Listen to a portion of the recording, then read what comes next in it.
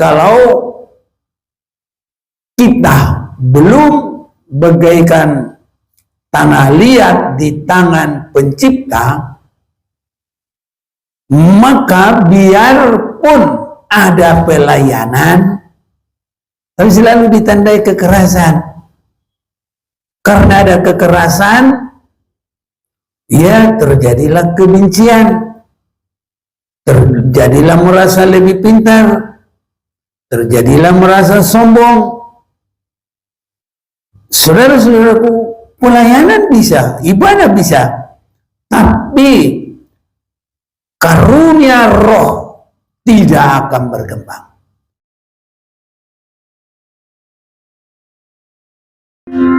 Saat menyembahmu, rohmu bekerja. Saat memujimu, awal tangan di atas pujian.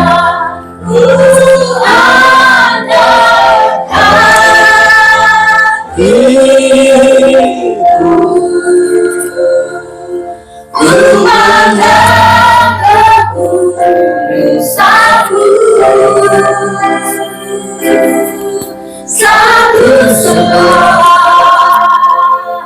ku pujimu, ku rasakan kehadiranmu Tuhan.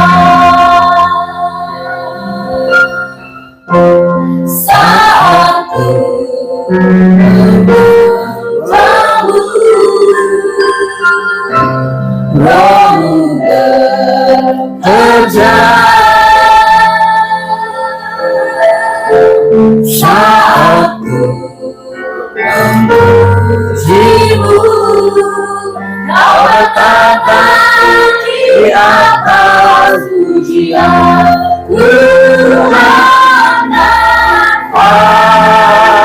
hatiku, ku pandang kekudusanmu. Satu sembah ku pujimu, ku rasakan kehadiranmu Tuhan. Ku angkat hatiku, ku pandang kekudusanmu. Satu sembah ku pujimu, ku rasakan kehadiranmu Tuhan.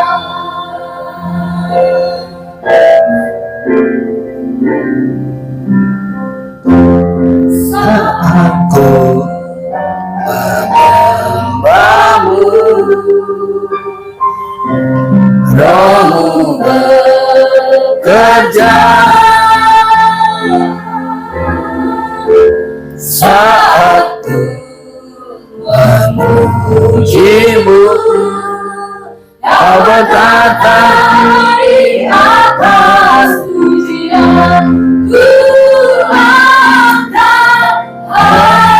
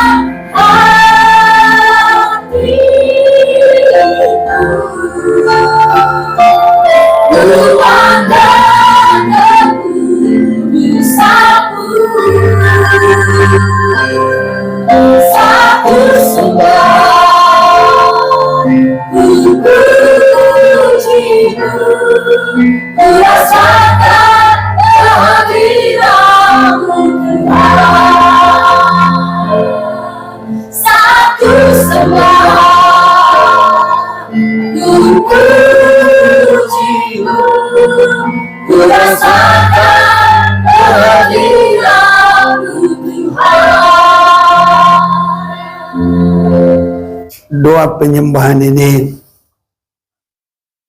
adalah sangat penting, saudara-saudaraku, karena doa penyembahan yang benar itu bagaikan membuka tirai pertemuan dengan Tuhan. Di dalam kodrat ilahi kita menyatu kepada Tuhan. Bagaimana itu boleh terjadi? Itulah dalam penyembahan yang benar. Kalau kita membaca di dalam Ibrani 9, dalam Ibrani 9 ini mulai ayat 1, memang perjanjian yang pertama juga mempunyai peraturan-peraturan untuk ibadah dan untuk tempat kudus buatan tangan manusia. Sebab ada dipersiapkan suatu kemah, yaitu bagian yang paling depan, dan di situ terdapat kaki dian dan meja dengan roti sajian. Bagian ini disebut tempat yang kudus. Di belakang tirai yang kedua terdapat suatu kemah lagi yang disebut tempat yang maha kudus. Di situ terdapat mezbah pembakaran ukupan dari emas dan tabut perjanjian yang seluruhnya disalut dengan emas. Di dalam tabut perjanjian itu tersimpan buli-buli emas berisi mana tongkat Harun yang pernah bertunas dan lolo batu yang bertuliskan perjanjian. Dan di atasnya kedua kerub kemuliaan yang menaungi tutup pendamaian. Tapi hal ini tidak dapat kita bicarakan sekarang secara terperinci. Saudara-saudaraku, itu dikatakan oleh Rasul Paulus pada waktu sekitar 2000 tahun yang lalu. Jadi sekarang kita sudah semakin dekat sekali dengan kedatangan Tuhan. Maka untuk sekarang ini, bagi yang rindu sekali kepada hari kedatangan Tuhan, maka firman ini sudah harus dibukakan secara keseluruhan. Kalau dahulu ada yang belum bisa dibukakan, tetapi menyongsong hari kedatangan Tuhan, firman Tuhan itu harus semakin dibuka.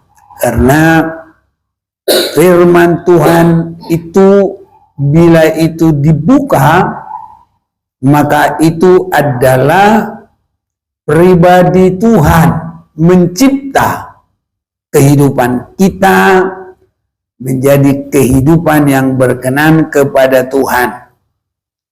Dan kalau saya perhatikan ini,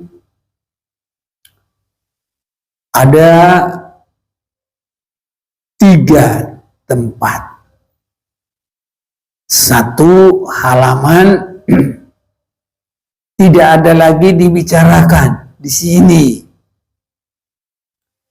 Tapi tidak ada tempat kudus tanpa ada halaman, karena pintu masuk ke tempat kudus itu diawali dari pintu gerbang yang ada di halaman. Dan sesudah mengalami itu, melewati mezbah korban bakaran, itu penyucian darah Yesus dari kehidupan yang lama. Baru kita masuk di tempat yang disebut tempat kudus. Itulah pergumulan kita, bagaimana kita setia beribadah dalam 3 ibadah itu: ibadah minggu, ibadah pendalaman Alkitab, dan ibadah doa penyembahan. Ketiga ini, inilah pergumulan kita. Inilah perjalanan rohani kita.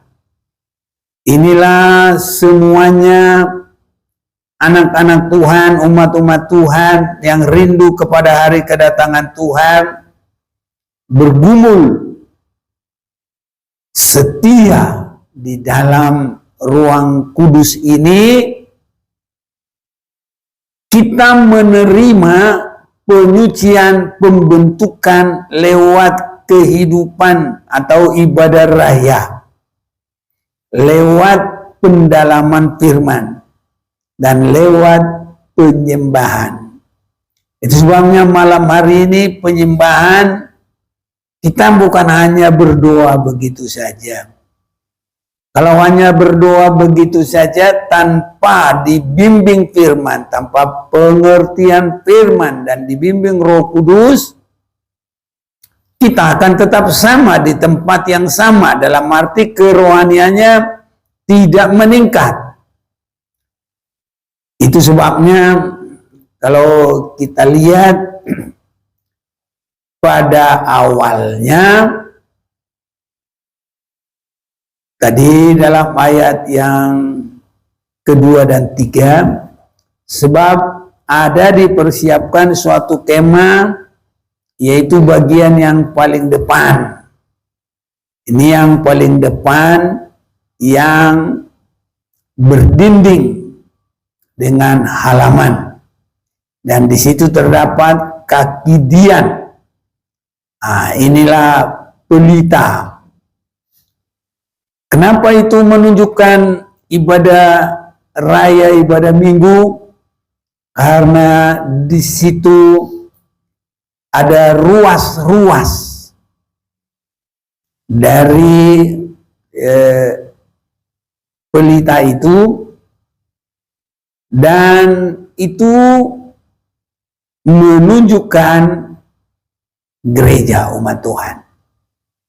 Dan ruas-ruas itu bukan kebetulan, ada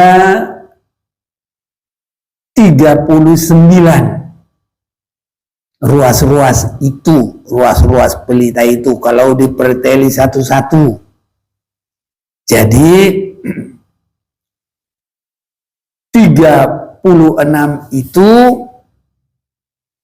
itu adalah semua aktivitas di dalam ibadah raya yang benar. Kalau kita semakin dekat dengan Tuhan, semakin berserah kepada Tuhan buat dibentuk, maka nanti di dalam ibadah kita itu akan terlihat buah-buah roh, 9 buah-buah roh, dan akan semakin terlihat lagi 9 karunia-karunia Roh Kudus.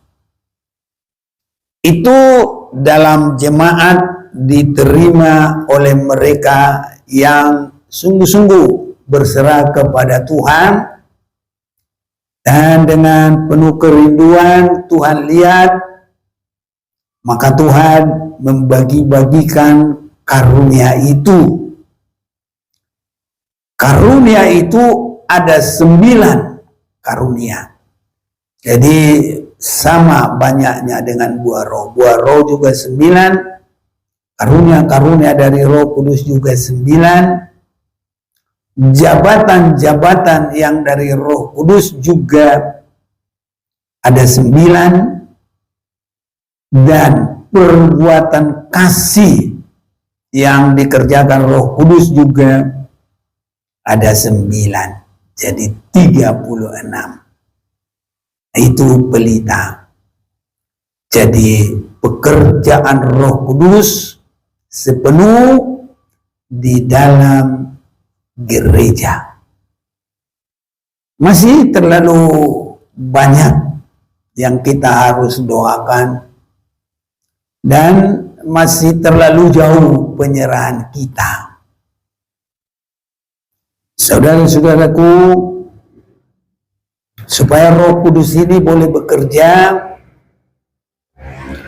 kita ini semua harus bagai tanah liat di tangan penjunan. Ini baru nanti buah-buah roh berkembang, karunia roh berkembang, jabatan roh berkembang, perbuatan kasih 9, perbuatan kasih berkembang. Kalau kita tidak ada kekerasan terhadap firman, terhadap Tuhan di dalam penggembalaan, harus di situ saudara-saudaraku. Tetapi kalau kita belum bagaikan tanah liat di tangan pencipta, maka biarpun ada pelayanan, tapi selalu ditandai kekerasan. Karena ada kekerasan, ya terjadilah kebencian, terjadilah merasa lebih pintar, terjadilah merasa sombong. Saudara-saudaraku, pelayanan bisa, ibadah bisa, tapi karunia roh tidak akan berkembang. Bahkan dipenuhi roh tidak akan terjadi. Apalagi karunianya, buah-buah rohnya, tidak bisa. Inilah saudara-saudaraku, sebenarnya yang saya rindukan. Tapi kalau di antara kita masih ada kekerasan, disampaikan firman Tuhan, sampai lama pun tidak bakal nunggu-nunggu. Buktinya nggak ada perubahan. Yang dibawa kita kepada persekutuan yang damai, berdamai saja juga nggak bisa, menyatukan hati juga nggak bisa. Jadi tidak mungkin bisa berkembang pekerjaan Roh Kudus itu, mulai kepenuhannya itu, dan bisa mengalami perkembangan dalam pengalaman kita sampai kepada berbuah-buah roh. Kalau sudah berbuah-buah roh, ada kasih, ada sukacita, ada perdamaian, ada pengampunan. Nah ini, tapi kalau masih menyimpan tidak di dalam damai sejahtera, selalu merasa ada perselisihan, selalu merasa ada gap, selalu hati keras, nggak mau lembut, nggak bisa saudaraku, buah-buah roh itu nyata. Terlebih lagi nanti masuk karunia-karunia roh, terlebih nanti masuk di dalam perbuatan kasih itu. Jadi bukan hanya kasih saudaraku, tapi perbuatan itu harus semakin nyata nanti. Jadi di dalam ibadah kita ini harus selalu semakin nyata, baru dalam firman pendalaman itu, kita ini nggak boleh ada kekerasan. Sebab kalau ada kekerasan itu numbuh saja, nanti benih itu nggak bisa boro-boro numbuh, apalagi berbuah, sudah terlalu jauh. Karena apa? Ada kekerasan. Di akhir zaman ini, saudara-saudaraku, kekerasan memuncak. Itu yang terjadi sekarang. Pembunuhan, mutilasi, segala macam, balas dendam, perang terlalu banyak sekarang. Tapi semoga kita jadi anak Tuhan yang penuh damai. Ini yang kita rindukan. Jadi kita bisa diubah oleh firman itu. Saya kadang-kadang, saudara-saudaraku, selalu memikirkan bagaimana perjalanan kita ini. Saya lihat untuk benar-benar saling mengampuni secara tulus, belum. Saling benar-benar mengasihi secara tulus, belum. Kepada firman itu belum langsung mau menerima.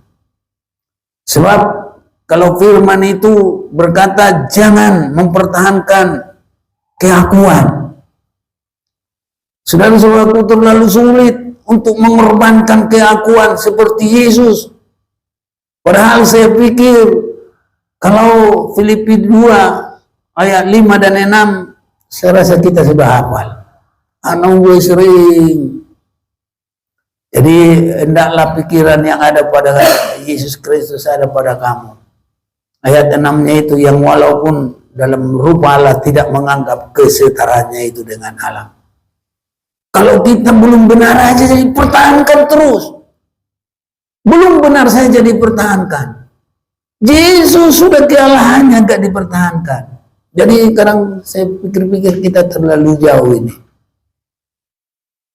Jadi susah nanti Roh Kudus itu berbuah-buah dalam kita. Karunia-karunia Roh itu susah. Saya bukan apa saudaraku, tapi kalau saya flashback yang lalu-lalu, rasanya indah, rasanya enak saudara-saudaraku. Semua dalam tugasnya masing-masing. Saudara-saudara yang di masa lalu, sekitar 30-40 tahun yang lalu, indah saudara-saudaraku, persekutuannya juga indah. Ya, walaupun kadang kita pindah dari Arkam, pindah ke Pasar Minggu, pindah dari Pasar Minggu ke Lenteng, tapi semua selalu sukacita saudara-saudaraku yang kasih. Dan kita dengan sesama itu ada sehati, ada mengasihi saudara-saudaraku. Dan yang akhir-akhir zaman ini, sebagaimana juga di dalam 2 Timotius 3 ayat yang pertama sampai dengan yang keempat itu, susah dibilangin. Itu untuk sekarang ini. Ya, apalagi saudara-saudaraku, kalau merasa tidak bisa terima firman, mau apa lagi? Nggak ada lagi. Kita ini semuanya hanya dibentuk oleh firman, dikerjakan dan didukung oleh Rohnya Tuhan. Ini saudara-saudaraku. Jadi kalau di dalam penyembahan itu harus semua habis keakuan, keinginan daging, niatan-niatan yang tidak berkenan kepada Tuhan, ini harus dikikis dalam penyembahan. Jadi di dalam penyembahan itu adalah berlomba berserah kepada Tuhan. Berlomba dengan apa? dengan keinginan kita sendiri untuk itu disalibkan semuanya. Sampai kita bisa berpindah kepada kekudusan itu. Saya yakin kalau kita mau, pasti Tuhan tolong kita. Dan kita semua harus rindukan itu, saudaraku. Di dalam penyembahan ini harus sampai memindahkan kita kepada yang maha suci. Dari suci kepada ruang maha suci. Itulah sebabnya disebut mesbah dupa itu tidak lagi di tempat kudus itu, tapi sudah berpindah. Ayat 3 Ibrani 9 tadi, di belakang tirai yang kedua terdapat suatu kemah lagi yang disebut tempat yang maha kudus. Bagaimana kita ke situ? Adalah penyerahan yang terus menerus dibentuk, penyerahan yang terus menerus membuang segala pikiran yang jahat, keakuan, kesombongan, keinginan daging. Ini semua harus sampai mati. Kemana kita melihat itu mati? Kalau firman Tuhan itu tidak ada lagi melawan. Kehidupan kita ini tidak ada melawan. Ada firman Tuhan, ya. Ada firman Tuhan, ya. Ada firman Tuhan, ya. Ini saudara-saudaraku, baru kita bisa masuk ke tempat yang maha kudus. Kalau ke tempat kudus itu, kita harus benar-benar disucikan darah Yesus, siap untuk dibersihkan, diampuni, dan kita menyerahkan semua hidup lama. Darah Yesus menyucikan kita, dan kita ada di dalam Yesus, baru kita boleh berkata, adapun hidupku ini bukan aku lagi, tapi Kristus yang ada dalamku. Itu kita masuk dalam ruang suci. Kalau ruangan maha suci, dalam penyerahan yang terus menerus, menyembah Tuhan tanpa ada halangan apapun, keinginan daging, keakuan, merasa hebat, merasa lebih pintar, merasa ya lebih mulia dari orang lain. Ini sebabnya kalau kita baca, kita nggak boleh, saudaraku, merasa bagus dari orang lain. Kita harus merasa biarlah orang lain itu yang lebih baik dari kita. Harus begitu perasaan kita. Sebab kalau tidak nanti merasa kita apa, ya itu nanti ada sombong, saudaraku. Apalagi kita melayani supaya dilihat orang kita lebih dari orang lain, wah itu terlalu rugi, saudara-saudaraku. Semua ibadah kita harus untuk hormat kemuliaan bagi nama Tuhan. Tidak ada untuk diri kita sendiri. Kalau tidak, rugi kita. Dan yang paling berbahaya, kita tidak akan bisa bergerak dari ruang suci ke ruang maha suci. Kalau kita nggak bisa bergerak, saudaraku, padahal nanti yang kita akan jumpai itu adalah surga yang terang benderang, yang di dalamnya tidak ada sedikit pun noda, di dalamnya tidak ada sedikit pun dosa. Di mana itu dibersihkan? Ini dalam ibadah-ibadah kita ini, ibadah di dalam ruang suci dan sampai kepada maha suci, saudara-saudaraku. Disitulah. Jadi di dalam ibadah kita ini harus kita rasakan kita dicipta. Harus kita rasakan kita dibarui. Harus kita rasakan bahwa kita ada pengalaman berpindah dari kehidupan yang sampai masuk dalam ruangan yang maha suci.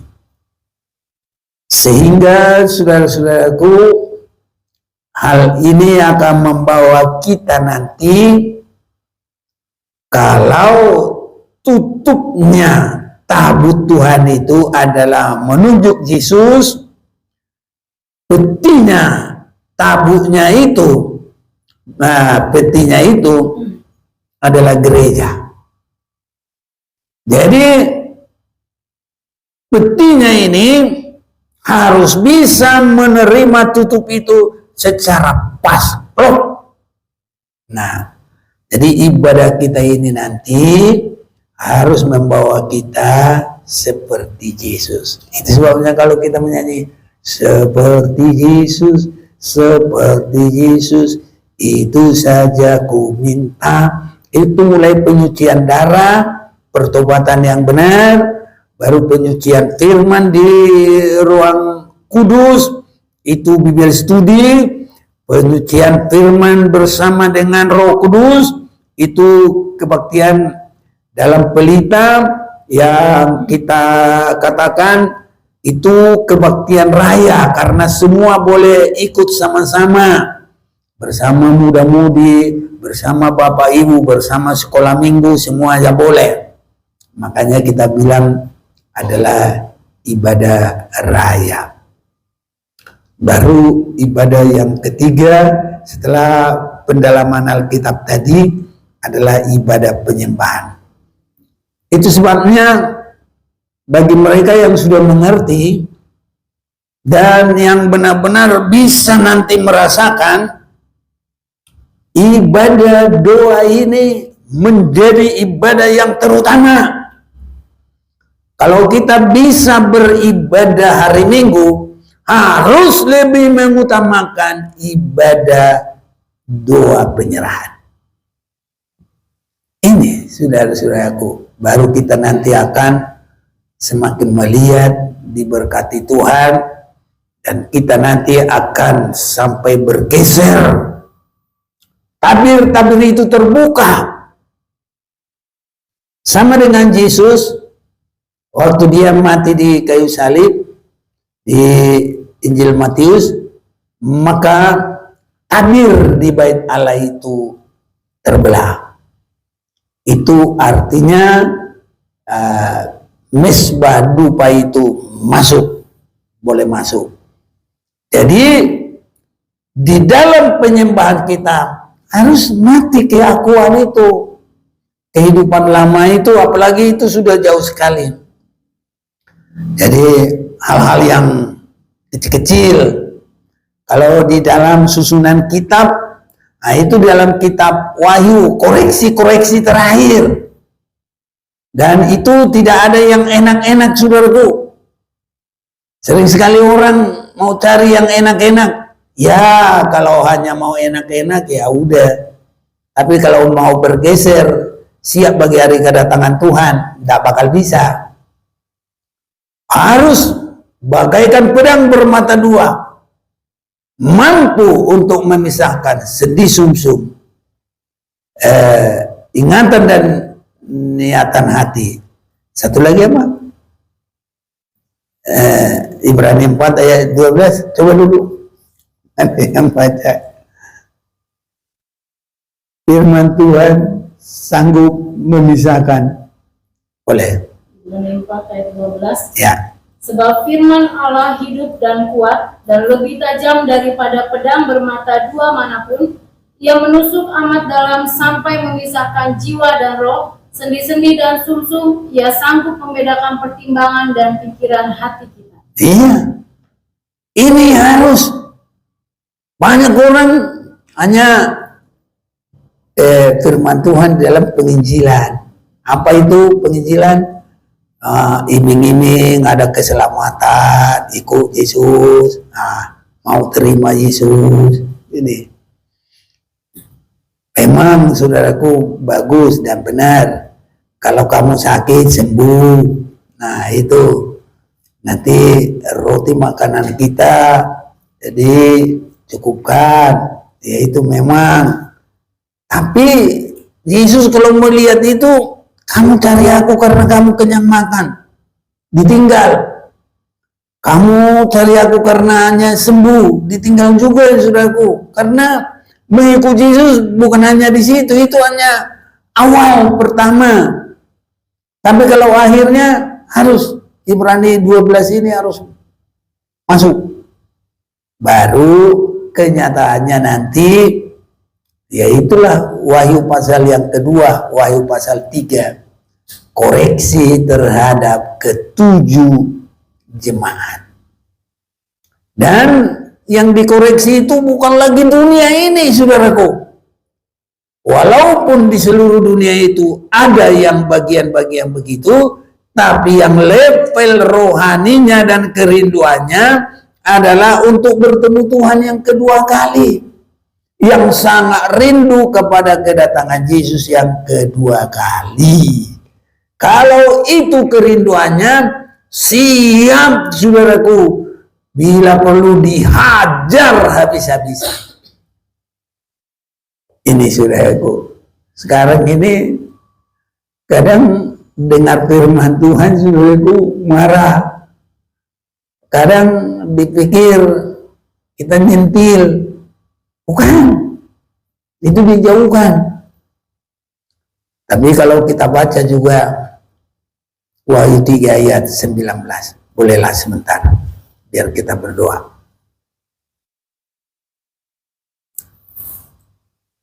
Wahyu 3 ayat 19. Barang siapa kukasihi, ia kutegur dan kuhajar, sebab itu relakanlah hatimu dan bertobatlah. Iya. Biasanya orang kalau dikasihi, kasih makan, kasih minum, kasih sembuh, kasih masalah selesai. Itu pikir dia. Tapi saudaraku, dalam mengangkat kita masuk ke dalam ruang mahasuci itu, beda lagi kasih itu. Tajam firman, dihajar saudara-saudaraku.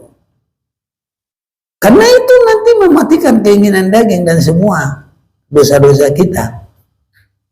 Karena sedikit noda nggak boleh masuk, saudaraku. Kiranya Tuhan kuatkan kita semua. Kiranya Tuhan tolong kita, saudaraku, menerima kasih Tuhan yang kedua. Bukan hanya diselamatkan, bukan hanya disembuhkan, bukan hanya disucikan dengan darah, tapi kita harus jadi pelaku kehendaknya. Dan sedikit ada kekurangan, nah itulah koreksi kepada 7 sidang jemaat. Nanti suatu waktu kita akan masuk itu ayat per ayat. Saat ini selidiklah akan daku ya Tuhan, kita akan menyembah Tuhan.